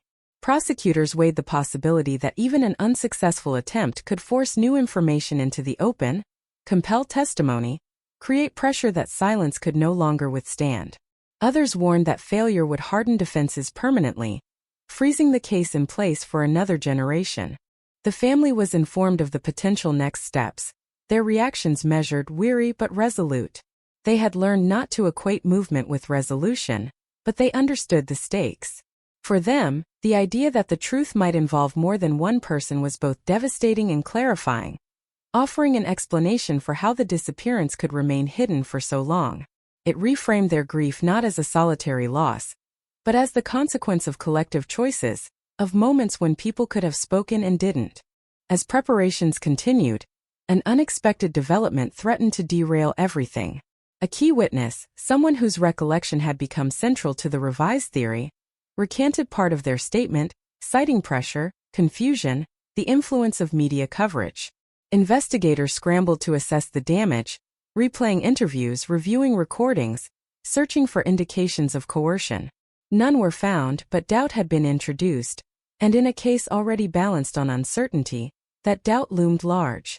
The recantation forced a recalibration, a reminder that memory is not static, that it shifts under the weight of time and attention. It didn't erase what had been said, but it weakened its utility, pushing investigators back toward the evidence that didn't change, the partial forensic profile, the physical geography, the documented movements. The case contracted again, focusing inward, stripping away anything that couldn't withstand pressure. Public interest surged briefly with rumors of grand jury activity, then faded when nothing materialized. For many, the case became another example of justice delayed to the point of denial. For those still working it, that perception was a constant adversary threatening to sap morale, to erode trust. Cold cases demand patience not just from investigators, but from communities, and patience is a resource more fragile than any piece of evidence. As autumn returned, marking yet another year since the disappearance, the investigation stood in a narrow corridor between action and restraint. The familial lead remained open, unresolved, a door ajar but not yet passable. The suspect remained free, silent, watched but untouched by charges. And the road, unchanged, continued to absorb the weight of a story that refused to end. The Illinois 1990 cold case had evolved from a single unanswered question into a complex web of possibilities, each thread tugging at another, none strong enough alone. And in that complexity lay both hope and danger, because the closer investigators came to the truth, the more they understood how easily it could slip away again, leaving behind only the echo of a routine night, a broken taillight somewhere in the future, and a mystery that still demanded to be heard. The case moved into its most fragile phase, where every action felt irreversible, and restraint became as important as momentum. Investigators knew they were close to the edge of what the evidence could support, and yet stepping back felt like surrender. The familial connection lingered like a low-frequency hum, never loud enough to dominate the narrative, never quiet enough to ignore. Analysts refined timelines again, not looking for what happened but for who could have known what and when. Knowledge, they realized, might be the real currency of the crime, the thing shared or withheld that allowed it to disappear into time. A subtle shift occurred in how the suspect was discussed internally. He was no longer treated solely as the possible actor, but as a node, a person around whom information, opportunity, and silence converged. That reframing opened new lines of inquiry. Investigators examined phone records not just for calls made, but for calls not made, gaps that suggested deliberate avoidance. They studied financial behavior not for sudden windfalls, but for stability that didn't quite align with circumstances, the quiet reassurance of someone who knew a secret would remain buried. One evening, a detective noticed a detail that had been overlooked because it felt too ordinary to matter. In the days following the disappearance, the suspect had taken time off work, citing illness. The absence had been noted, but never interrogated. Now it was placed against the revised timeline, the potential movement of the vehicle, the reports of suspicious behavior days later rather than hours. Illness was convenient, unverifiable, and perfectly timed. It didn't prove anything, but it fit too cleanly into the emerging picture to dismiss. Investigators approached former co-workers again, this time focusing narrowly on that period. One recalled delivering something to the suspect's home during those days, noticing an unfamiliar car parked nearby, covered partially by a tarp. The memory had lingered because it felt out of place, but he'd never mentioned it, assuming it was none of his business. When asked to describe it, he hesitated, unsure, afraid of being wrong, but what he offered aligned with other fragments already in the file. The pieces were beginning to overlap in ways that felt intentional. The legal team cautioned patience. Circumstantial cases are built slowly or not at all, and rushing to connect dots can turn patterns into mirages. Still, they authorized a limited step, the quiet re-interview of the suspect under the guise of clarifying minor inconsistencies. The meeting was brief, controlled, and revealing mostly in what it didn't yield. He stuck to his denials, his tone steady, but when asked about that specific week in 1990, his answers became noticeably less precise. He spoke in generalities, timelines blurring, details dissolving into fog. To investigators, it felt less like forgetting and more like avoidance, but again, feeling was not evidence. Public attention had waned by this point, the cycle of anticipation and disappointment exhausting even the most invested observers. That quiet proved useful. Without cameras or speculation distorting the process, investigators worked methodically, focusing on what could be proven, rather than what could be inferred. The case, once sprawling, began to contract around a narrower set of facts, fewer voices, fewer theories. It felt like standing in a dark room as the lights slowly dimmed everywhere except one corner. The family sensed this change without needing to be told. Updates came less often, but when they did, they carried weight. They were warned that if charges ever came, they would arrive suddenly, without fanfare, after long silence. It was a painful truth, but one they preferred to false hope. For them, the idea that the case might end not with a dramatic revelation, but with a quiet knock on a door, felt strangely appropriate, mirroring the way their lives had been altered without warning all those years ago. Then, without announcement, the partial forensic profile was run again. This time against an expanded familial database that had only recently become accessible through new agreements. The wait was agonizing, days stretching into weeks, the team careful not to let anticipation override discipline. When the result arrived, it didn't deliver a name, but it narrowed the field further, confirming that the profile was consistent with a small, specific lineage. It wasn't the breakthrough everyone dreamed of, but it was a tightening of the net, undeniable and quietly powerful. Prosecutors revisited the question of a grand jury, this time with more seriousness. The discussion shifted from whether they could win to whether they could compel truth. Grand juries are blunt instruments, capable of breaking silence, but also of hardening it forever. The decision was postponed again, not out of fear, but out of respect for the consequences. Cold cases demand humility as much as persistence. As winter approached, the highway once more became a ribbon of darkness and reflected light, the same conditions under which everything had begun.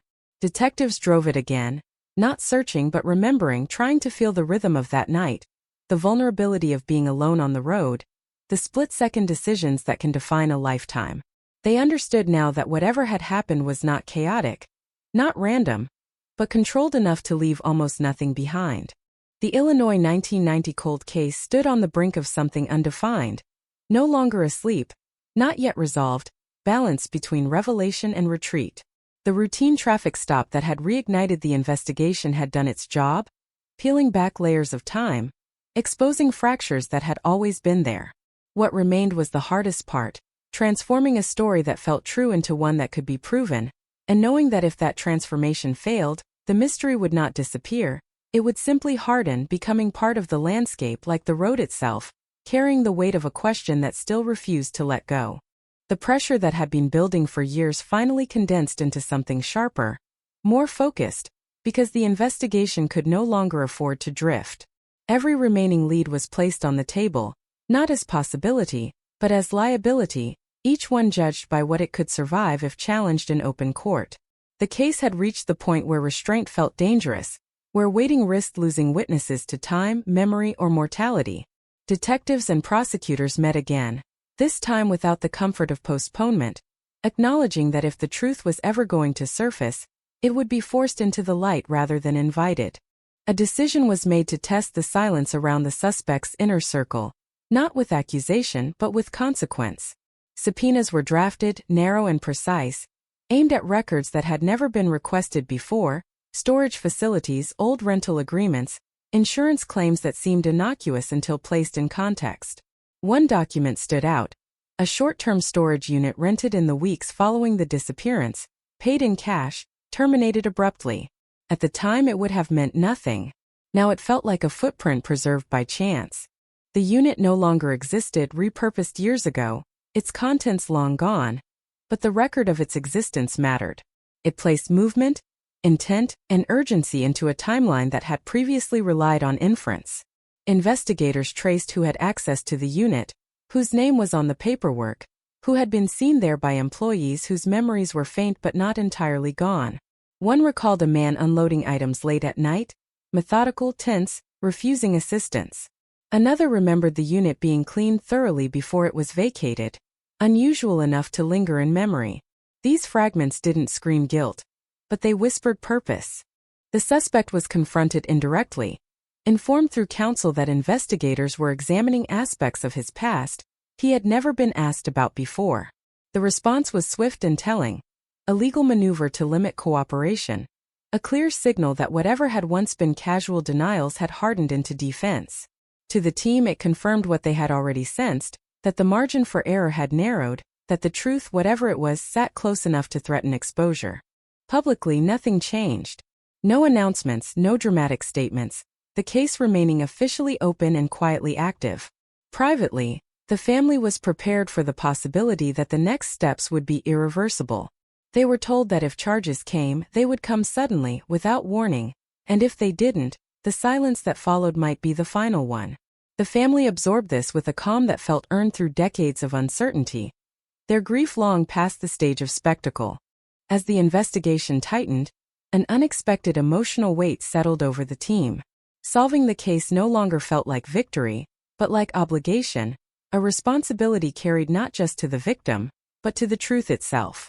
Cold cases strip away the illusion that justice is always swift or clean, revealing instead how fragile it can be, how dependent on moments of attention and courage that are easy to miss. The highway remained unchanged, but now it felt less like a witness and more like a ledger, holding the account of everything that had passed through it without explanation. Detectives drove it again, not to search but to measure distance, to understand how quickly control could be asserted, how efficiently a plan could unfold and then vanish. It was unsettling to realize how little time it would have taken, how easily routine could be weaponized. Prosecutors drafted scenarios, tested them against the evidence, asked the questions jurors would ask, questions that cut through theory and emotion. Why here? Why now? Why no witness? Why no trace? Each answer was imperfect but plausible, and plausibility they knew was not enough. The standard was higher, unforgiving, and rightly so. Justice demanded certainty where the past had offered only shadows. As winter deepened, the investigation reached its quietest point yet, not because it had stalled, but because it was consolidating, drawing inward before a possible release. The suspect lived his life under a watchful but invisible gaze. The family lived theirs in a familiar state of suspended breath, and the case itself hovered, taut and unresolved. The Illinois 1990 cold case was no longer defined by what was missing, but by what had been assembled, a fragile structure built from fragments of memory, science, and patience. Whether it would stand or collapse under the weight of truth remained uncertain. What was clear was that the routine traffic stop that had reignited everything had pushed the case to this edge, a place where silence could finally be challenged, and where the next move, whatever it was, would change everything, even if it didn't bring the closure everyone hoped for. The end did not arrive as an ending at all, but as a realization, slow and heavy, that some stories conclude without a verdict, without a courtroom scene, without a name spoken aloud on the evening news. The investigation reached its final threshold not because there was nothing left to pursue, but because everything that could be pursued had been. Files were thick now, layered with decades of effort, and each page carried the weight of choices made in moments long past, choices that could never be undone. Detectives sat with the evidence one last time, not searching for new connections, but asking whether what they had could survive the harshest light. The answer was honest and unsatisfying. It might not, and that uncertainty, sharper than any failure, became the case's final companion. The suspect remained just beyond reach, legally untouched, publicly unnamed, living a life shaped subtly by scrutiny he could feel but never openly acknowledge. He had learned how to exist in the narrow space between suspicion and proof, a space that cold cases often leave behind. Whether guilt weighed on him or not was impossible to say. Silence is a poor translator of truth, and over time it becomes its own kind of shield. Investigators understood this too well, recognizing the cruel symmetry in how a crime built on deception could persist through restraint. The family was told, gently, carefully, that the case would remain open, that nothing was being closed, nothing abandoned. But they also heard what wasn't said, that momentum had reached its natural limit, that without something new, something external, the investigation would breathe more slowly now. They nodded, thanked the people who had carried the search forward, and returned once more to the long familiarity of not knowing. Grief had reshaped itself over the years into something quieter, heavier, a constant presence rather than an acute wound. What remained was not hope in the conventional sense, but endurance. The community absorbed the outcome with mixed reactions. Some felt relief that the scrutiny had eased, others anger that answers had once again slipped away. For a time, the Illinois 1990 cold case resurfaced in conversations, in editorials, in online debates, then gradually receded, not solved, not forgotten, but absorbed into the collective memory as a cautionary absence. It became one of those stories told in fragments, reshaped by whoever told it, a warning wrapped in uncertainty. The road continued its work, night after night, indifferent to the meaning assigned to it. Cars broke down there. Traffic stops happened there. Lives intersected and separated there without consequence. And yet, for those who knew, it would never be just a stretch of asphalt. It was a place where trust had failed, where routine had turned irreversible, where a woman's journey had ended without explanation. The landscape held that knowledge quietly, offering no markers, no signs, no acknowledgement of what it had witnessed. In the years that followed, technology would advance again, databases expanding, methods improving, the promise of answers always hovering just beyond the horizon.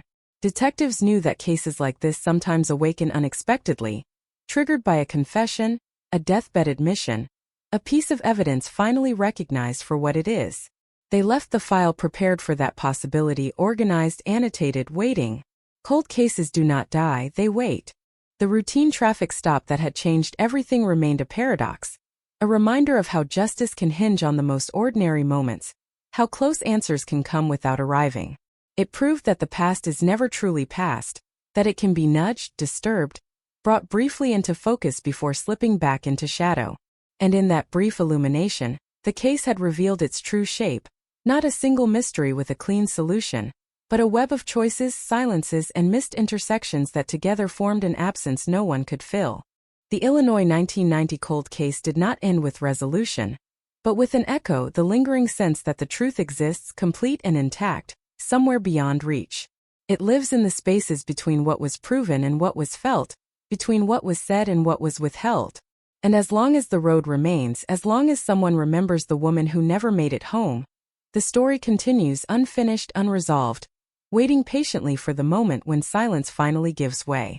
The silence that followed did not mean stillness.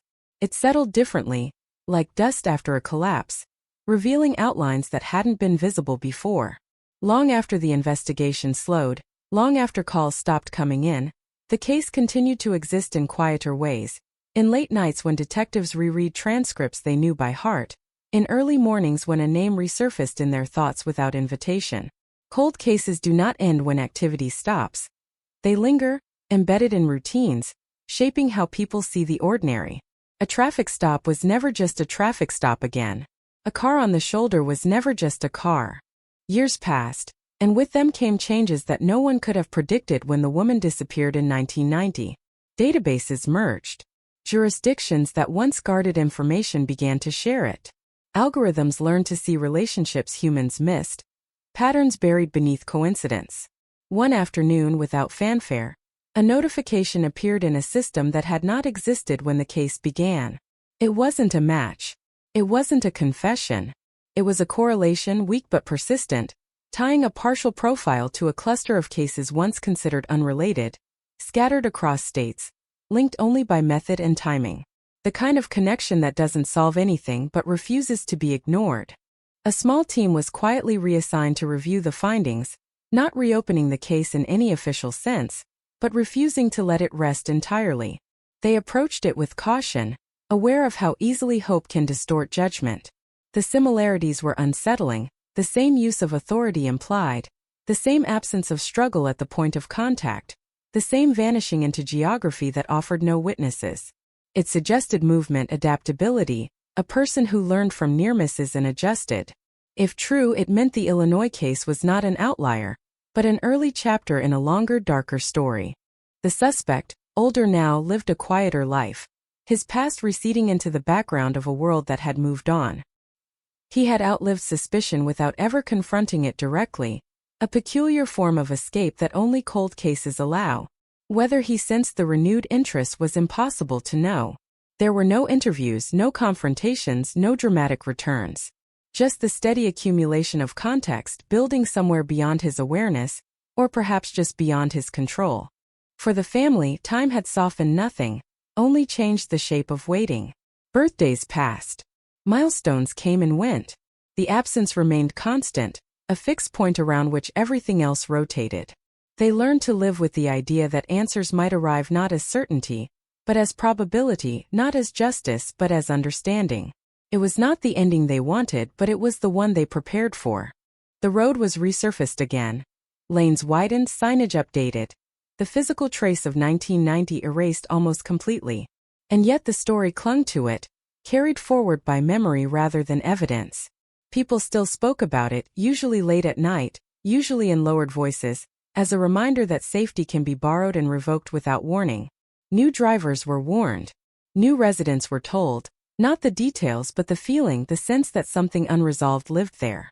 Investigators who had worked the case retired, some carrying boxes of notes they couldn't quite let go of, others trusting that the systems they left behind would eventually do what they could not. They understood that cold cases often resolve not through persistence alone, but through convergence when time, technology, and chance align just long enough to expose the truth. Until then, the file remained waiting, neither active nor closed, suspended in a state unique to crimes that refused to be finished. The Illinois 1990 cold case continued to exist in that space. Not solved, not forgotten. Its meaning evolving as the world around it changed. It became less about a single night and more about what that night revealed, about vulnerability, about trust, about how easily the ordinary can become catastrophic. And somewhere in the quiet between data points and memories, the truth endured, intact, patient, indifferent to time, waiting for the moment when it could no longer remain hidden, when the echo would finally resolve into a voice. Time continued its quiet pressure. The kind that doesn't announce itself but changes everything all the same.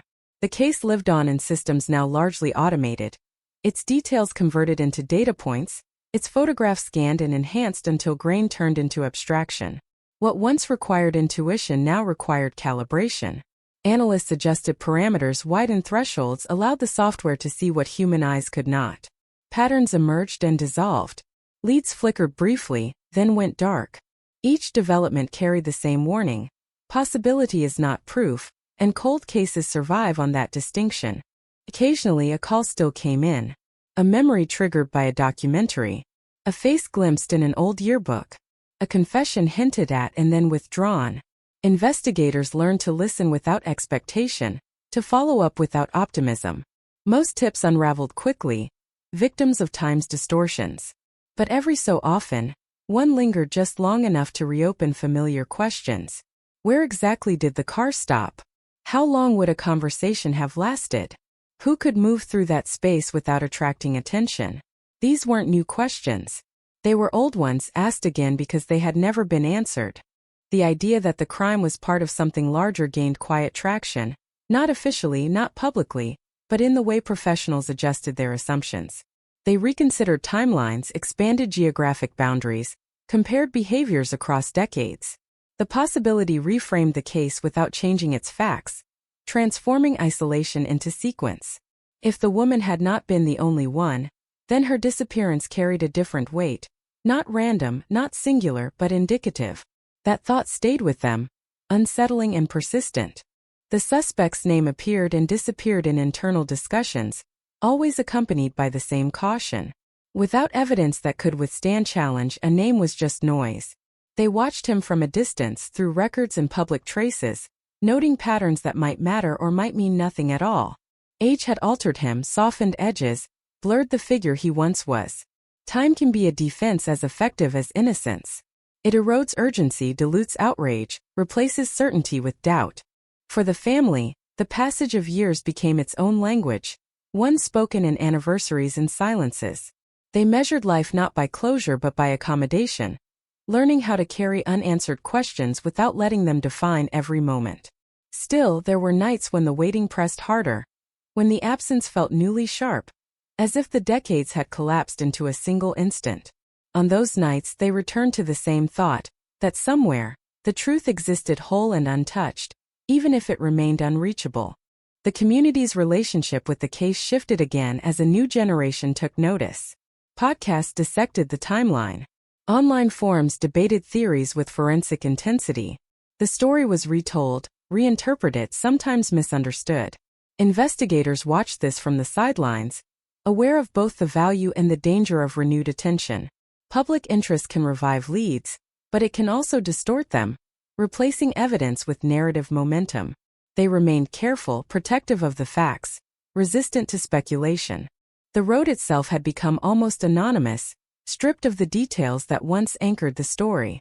What remained was symbolic rather than physical, a reminder embedded in cautionary advice and half-remembered warnings. It represented how quickly normalcy can fracture, how thin the line is between routine and catastrophe. For those who knew the case well, that knowledge never faded, even as the world around it moved forward. The Illinois 1990 cold case endured not because it resisted resolution, but because it demanded attention in quieter ways. It influenced training, shaped protocols, informed how officers approached the unexpected.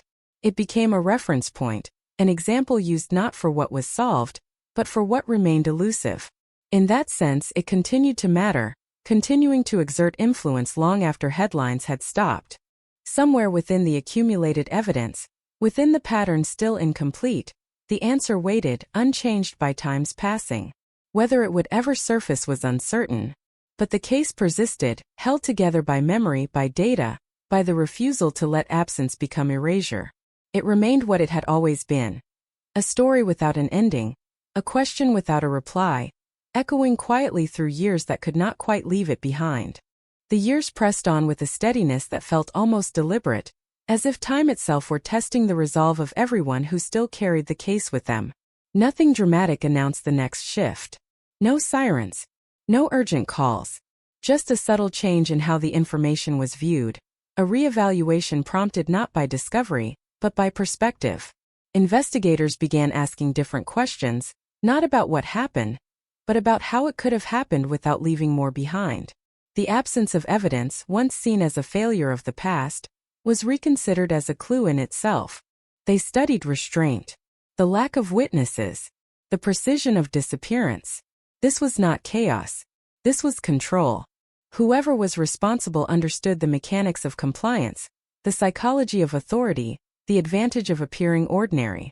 That realization didn't add facts, but it sharpened the existing ones, aligning them into a profile that felt increasingly specific. Not a stranger passing through by chance, but someone who belonged just enough to be trusted, someone whose presence would not have raised alarms. That understanding cast the old traffic stop in a harsher light. Routine had been the weapon, familiarity the disguise. It explained why no one intervened, why no one questioned what they saw. The crime had unfolded in plain sight, protected by expectations. That idea unsettled everyone who revisited the file. It suggested that the most dangerous moments are often the least conspicuous, that threat does not always announce itself with force.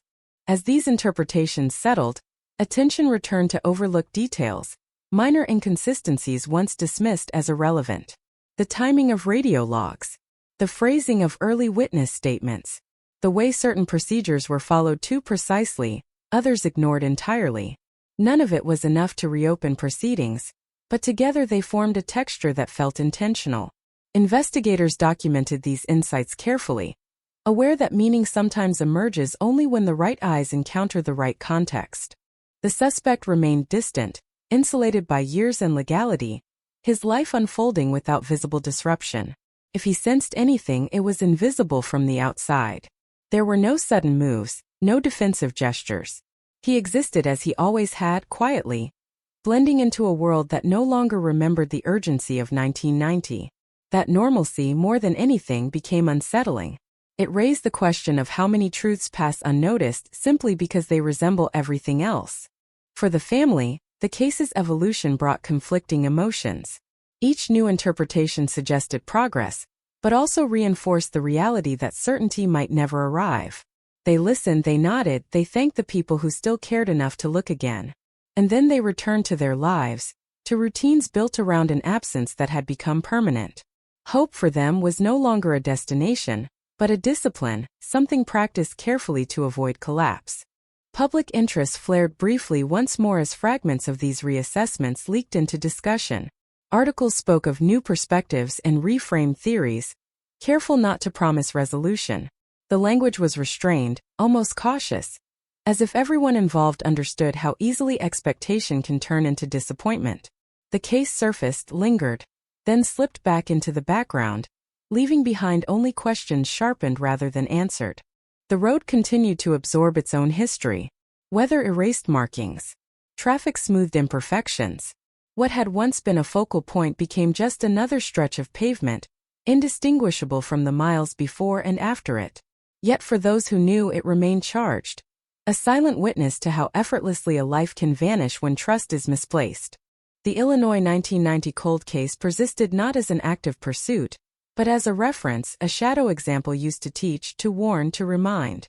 It informed how officers approached uncertainty, how they balanced assumption against verification. In that way, the case continued to shape outcomes elsewhere, even as it resisted conclusion itself. And beneath all of it, the unanswered question remained intact, unaltered by reinterpretation or time.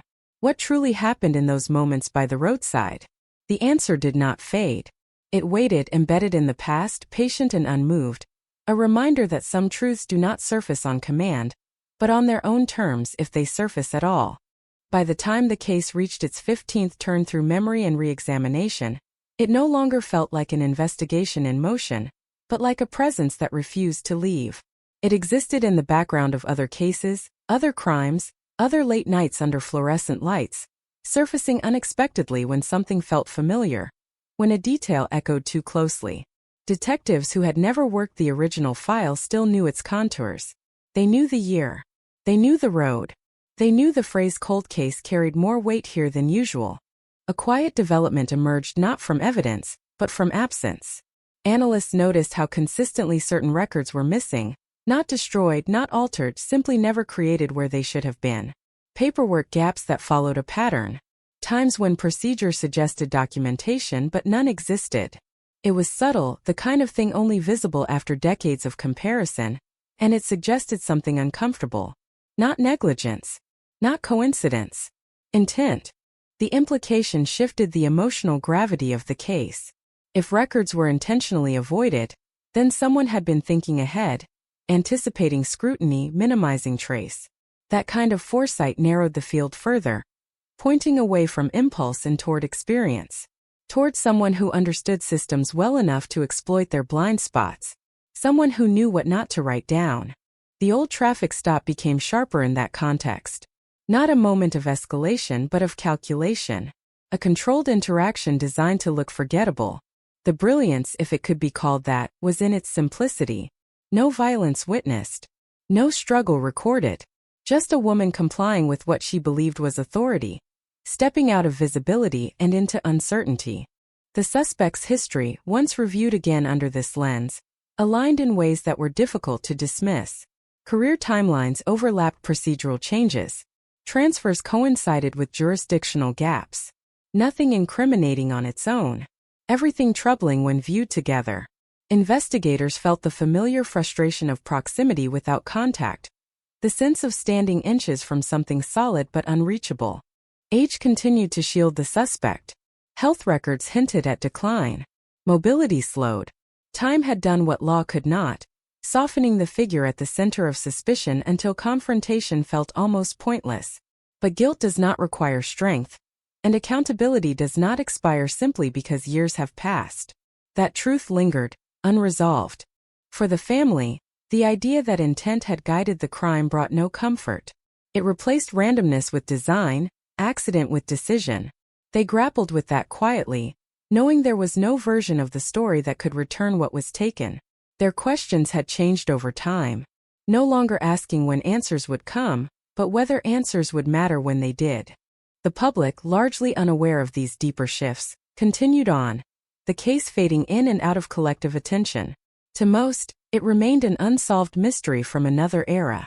To those closest to it, it was still active in the only way it could be, alive in thought, in comparison, in vigilance.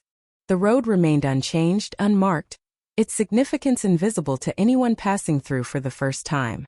Yet it carried the weight of what had been proven possible there.